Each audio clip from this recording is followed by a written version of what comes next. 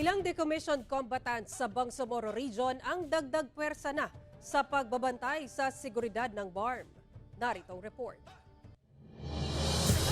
Kamakailan ng ilang opisyal ng Japanese Embassy sa Bangsamoro Region, nakipagpulong sila sa Ministry of Basic Higher and Technical Education, Technical Education and Skills Development o MBHTE-TESD ukol sa mga training na gagawin para sa decommissioned combatants sa riyon.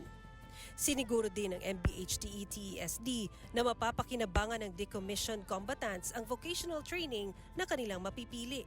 Ang ex-combatant ang pipili ng kukunin nila ng vocational course at i-assist sila sa pagsisimula ng kanilang kabuhayan at may monitoring din na gagawin.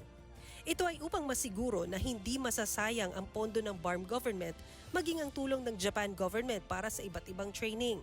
Samantala, ang ilang decommissioned combatants sa riyon, miyembro na ngayon ng Joint Peace and Security Committee o JPSC. Malaking tulong po yun, kapayapaan po itong peace po. Kasi po kami ma'am dati sa bundok, hindi kami nakapagtapos mag-aral dahil po sa struggle.